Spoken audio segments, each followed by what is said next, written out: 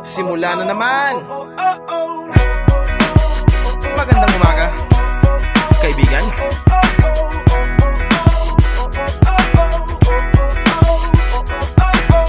Eto na naman tayo bago simula. Huminga ng malalim, alisin ang kaba. Tapos na ang kahapon, pwede na yan itapon. Wag lang ang mga aral, dapat yan ay ibaon. Katulong mo sa panibagong hamon.